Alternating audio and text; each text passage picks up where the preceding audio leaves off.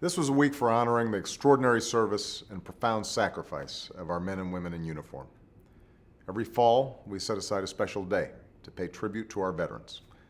But this year, Veterans Day took on an even greater poignancy and meaning because of the tragic events at Fort Hood. On Tuesday, I traveled there to join with the Fort Hood community, the Army, and friends and family of the victims to honor 13 of our fellow Americans who died and the dozens more who were wounded, not on some distant shore, but on a military base here at home.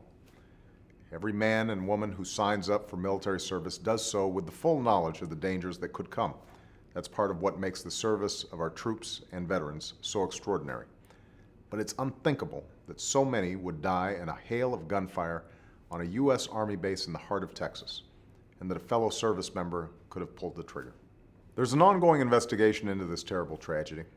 That investigation will look at the motives of the alleged gunman, including his views and contacts.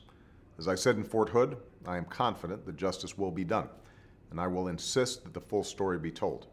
That's paramount, and I won't compromise that investigation today by discussing the details of this case. But given the potential warning signs that may have been known prior to these shootings, we must uncover what steps, if any, could have been taken to avert this tragedy. On the Thursday evening that this tragedy took place, I met in the Oval Office with Secretary of Defense Gates, the Chairman of the Joint Chiefs of Staff, Admiral Mullen, and FBI Director Mueller to review the immediate steps that were necessary to support the families and secure Fort Hood. The next morning, I met with the leadership of our military and the intelligence community and ordered them to undertake a full review of the sequence of events that led up to the shootings. The purpose of this review is clear. We must compile every piece of information that was known about the gunman, and we must learn what was done with that information. Once we have those facts, we must act upon them. If there was a failure to take appropriate action before the shootings, there must be accountability. Beyond that, and most importantly, we must quickly and thoroughly evaluate and address any flaws in the system so that we can prevent a similar breach from happening again. Our government must be able to act swiftly and surely when it has threatening information, and our troops must have the security that they deserve. I know there will also be inquiries by Congress, and there should, but all of us should resist the temptation to turn this tragic event into the political theater that sometimes dominates the discussion here in Washington. The stakes are far too high.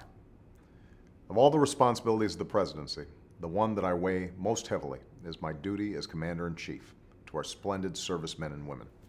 Their character and bravery were on full display in that processing center at Fort Hood when so many scrambled under fire to help their wounded comrades. And their great dignity and decency has been on display in the days since, as the Fort Hood community has rallied together. We owe our troops prayerful, considered decisions about when and where we commit them to battle to protect our security and freedom, and we must fully support them when they are deployed. We also owe them the absolute assurance that they'll be safe here at home as they prepare for whatever mission may come. As Commander-in-Chief, I won't settle for anything less. This nation will never forget the service of those we lost at Fort Hood, just as we will always honor the service of all who wear the uniform of the United States of America. Their legacy will be an America that is safer and stronger, an America that reflects the extraordinary character of the men and women who serve it. Thank you.